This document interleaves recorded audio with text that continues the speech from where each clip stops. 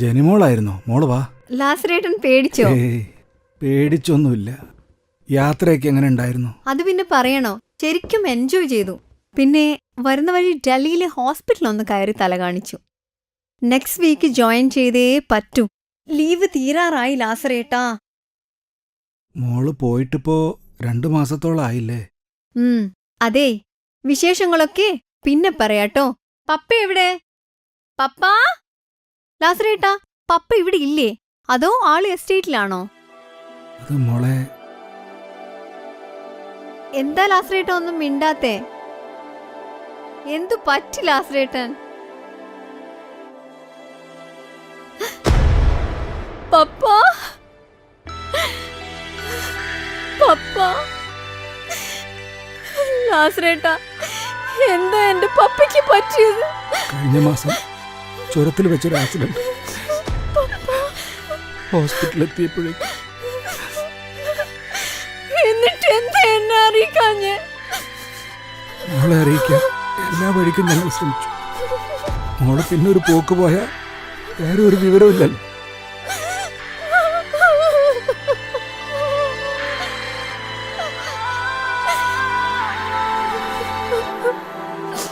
എന്റെ പപ്പ.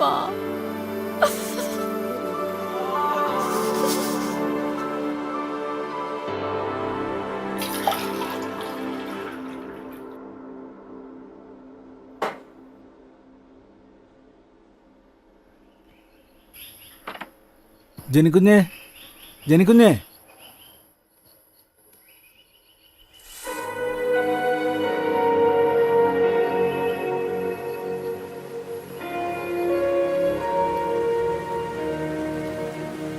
ജനിക്കുഞ്ഞേ.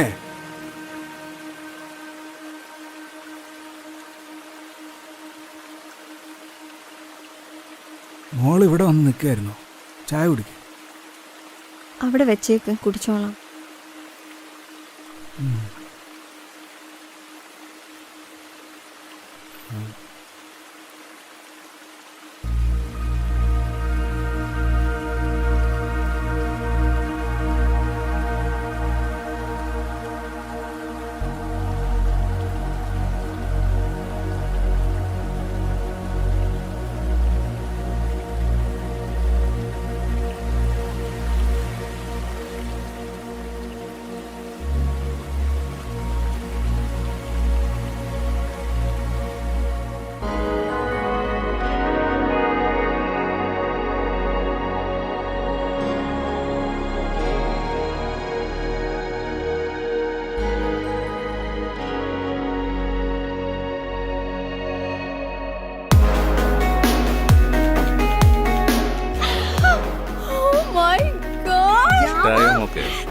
Thank you so much, Papa.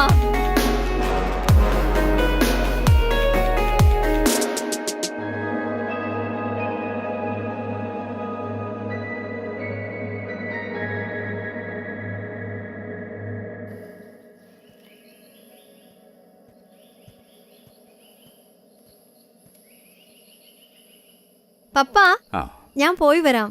മോൾക്ക് യാത്ര ഒഴിവാക്കിക്കൂടെ? നോ പപ്പ, ഞാൻ ഓൾറെഡി പ്ലാൻ ചെയ്തു പോയി. ഇനി ഒഴിവാക്കാൻ പറ്റില്ല. എന്നാ മോള് പോയിട്ട് വാ. പിന്നെ മോള് പോയിട്ട് വരുമ്പോഴേക്കും പപ്പ ഒരു സർപ്രൈസ് കരുതി വെച്ചിട്ടുണ്ടാവും.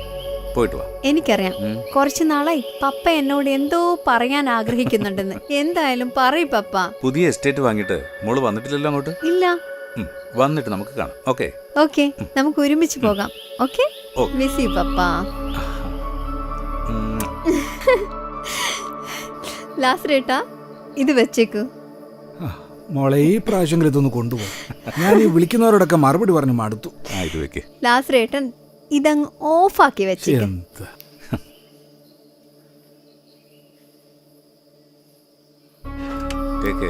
Okay, by.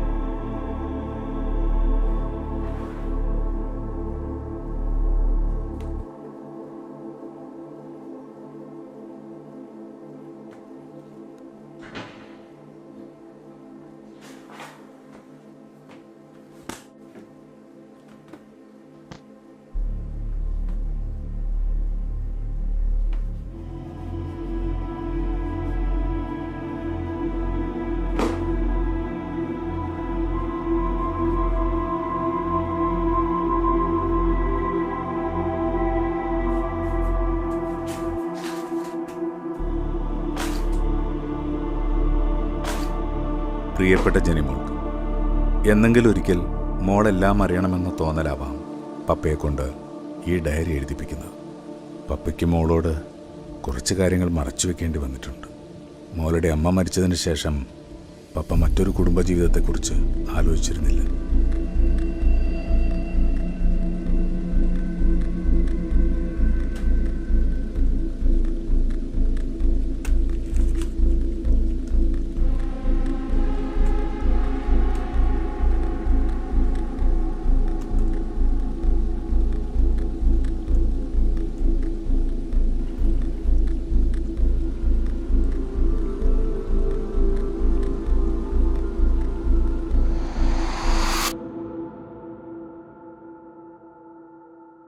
ലാസറേട്ടാ, എന്താ കുഞ്ഞേ? ഞാൻ ഒരിടം വരെ പോവുകയാണേ. വീണ്ടും യാത്ര പോവാണോ? അല്ല ചേട്ടാ, 2 ദിവസം കൊണ്ട് ഞാനിങ്ങെത്തും. ആ ശരി.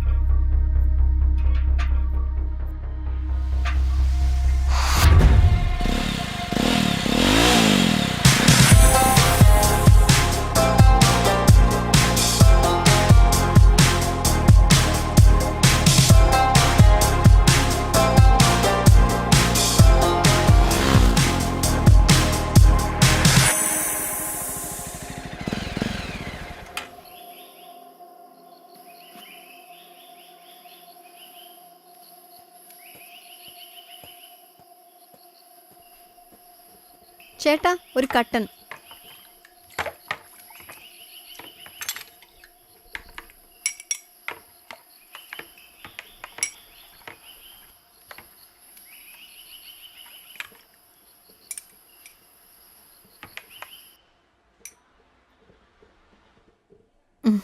ചേട്ടാ, ഈ പെരിഞ്ചീരി മലയ്ക്ക് ഇവിടുന്ന് എത്ര ദൂരമുണ്ട്?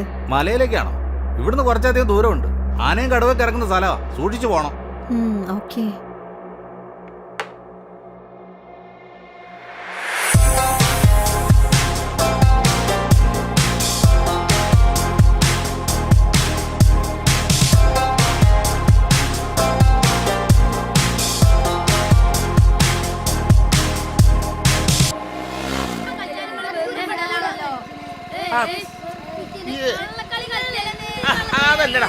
ഏയ് ചേട്ടാ, ഒന്ന് വന്നേ, ഒരു മിനിറ്റ്.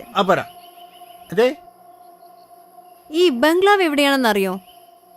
ഈ ബംഗ്ലാവ് ആ മലല്ലേ, അതിന്റെ അപ്പുറത്താ. ഓ, താങ്ക്സ് ചേട്ടാ.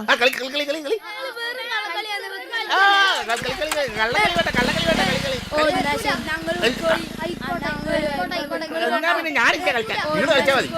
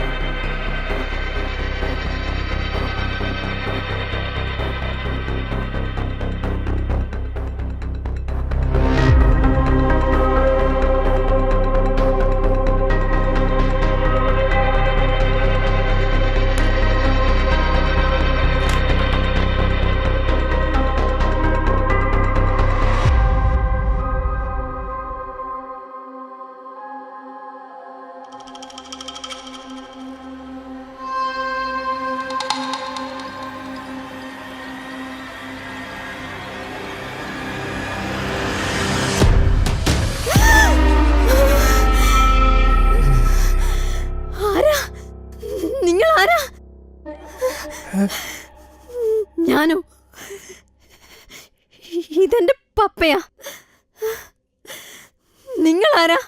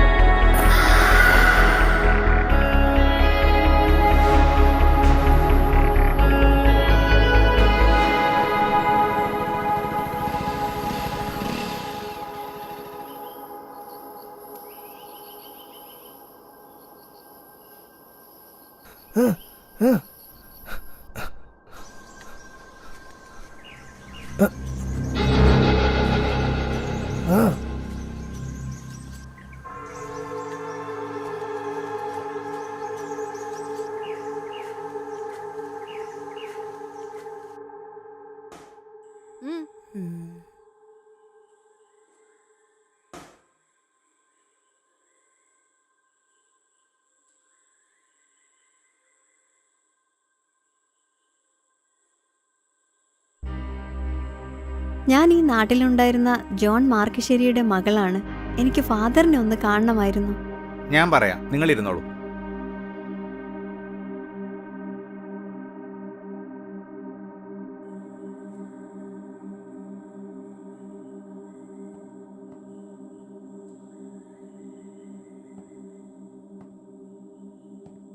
ഈശോ മിശിഹായ്ക്ക് സ്തുതിയായിരിക്കട്ടെ ഫാദർ. ഇപ്പോഴും എപ്പോഴും സ്തുതിയായിരിക്കട്ടെ. ഡോക്ടർ ജെനി ജോൺ മാർക്കിശ്ശേരി അല്ലേ? അതെ ഫാദർ. വരൂ.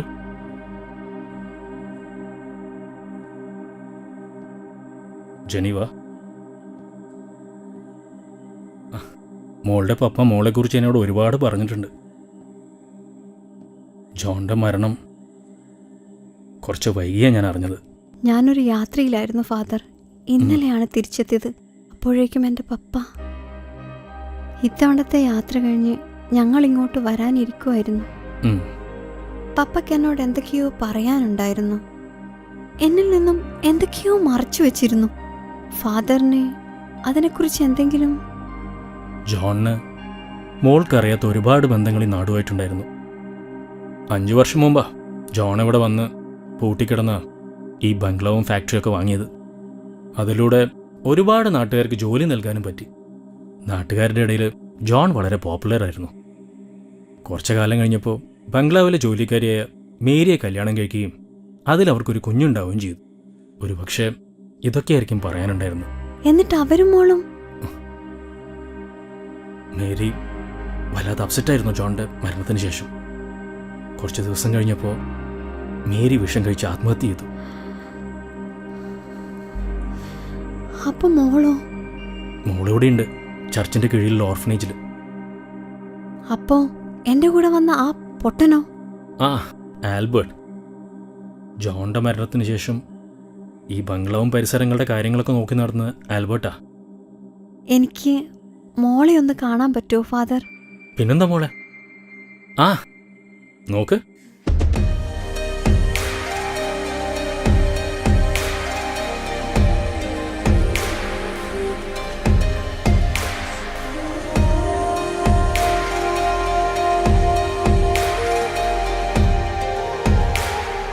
ആഹാ, മോൾക്ക് എങ്ങനെ അറിയാം ചേച്ചി?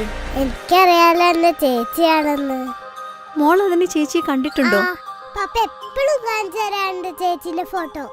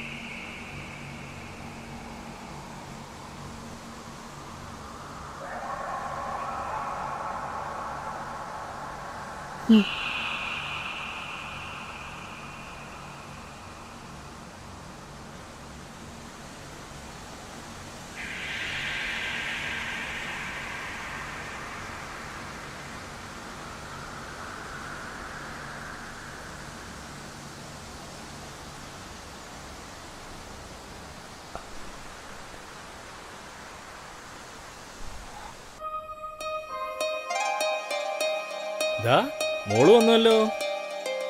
എല്ലാവർക്കും കൊടുത്തോ മുട്ടായൊക്കെ? മൊത്തം കാലിയായല്ലോ. അപ്പൊ ഫാദറിനില്ലേ? മെറിൻ, ഇത് ഫാദറിന് ആ? കൊടുക്കൂ. ഉണ്ടല്ലോ.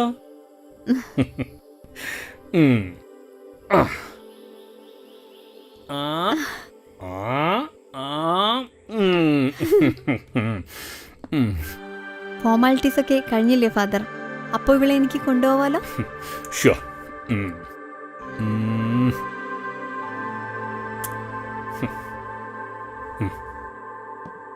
എന്നാ പോവാ.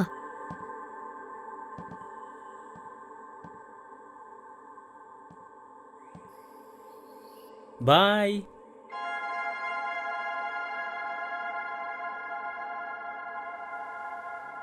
മലമുകളിലെ എസ്റ്റേറ്റ് വാങ്ങിയതിനു ശേഷം പപ്പയ്ക്ക് അവിടെ മറ്റൊരു കുടുംബം ഉണ്ടാവുകയായിരുന്നു.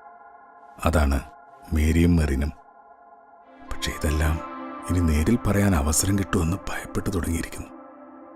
കഴിഞ്ഞ ദിവസം രാത്രിയിലുണ്ടായ സംഭവം എന്നെ വല്ലാതെ ഭയപ്പെടുത്തിയിരിക്കുന്നു.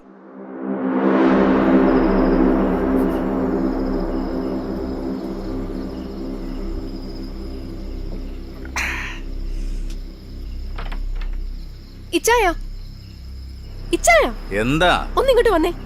ഞാനൊരു കാര്യം കാണിച്ചു തരാം. എന്ത് കാര്യം? ഞാൻ കാണിച്ചു തരാം. കുറെ ദിവസമായി ഞാനിത് കാണുന്നു. ഇവളുടെ ഒരു കാര്യം. ഒന്ന് എന്താ? വേഗം വാ. ആ. ദേ, കണ്ടോ?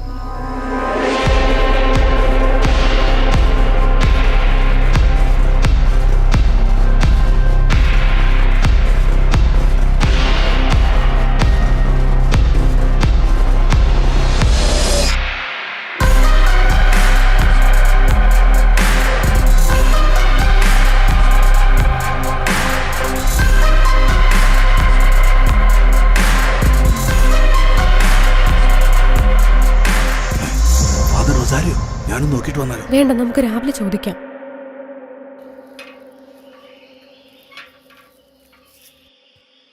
എന്താ ജോണേ, എന്താ കാണണമെന്ന് പറഞ്ഞ?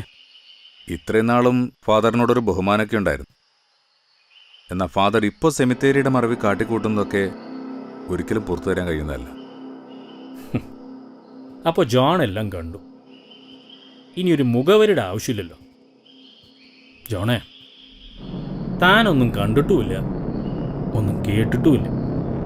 അതല്ലേ നമുക്ക് രണ്ടുപേർക്കും നല്ലത്. ഭീഷണിയാണോ? അത് തനിക്ക് എങ്ങനെ വേണമെങ്കിലും എടുക്കാം. ഈ ഫാദർ റൊസാരിയോയുടെ ഒരു മുഖം മാത്രമേ ജോൺ കണ്ടിട്ടുള്ളൂ. റൊസാരിയോന് ഒരു മുഖം കൂടിയുണ്ട്. ജോൺ എൻ്റെ നല്ല സുഹൃത്ത്. എന്നെ ശത്രുവാക്കണോ? മേരി, ആ, ഇപ്പം ഞാൻ മലയിറങ്ങുകയാണ്. തിരിച്ചു വരുമ്പോൾ ഫാദറിന് കൊടുക്കാനുള്ള എല്ലാ ഏർപ്പാടും ചെയ്തിട്ടേ ഞാൻ വരൂ. അത് മറക്കണ്ട.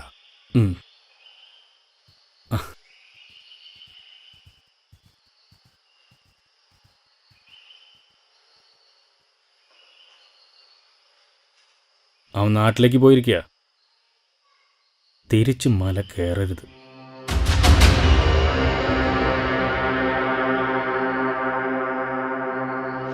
നമ്മുടെ ബംഗ്ലാവിനടുത്തുള്ള പള്ളി സെമിത്തേരിയിൽ ആ രണ്ടു ചെകുത്താന്മാർ പണത്തിന് വേണ്ടി അടക്കിയ പല ശവങ്ങൾക്കും ഞാൻ മറുപടി പറയിക്കും.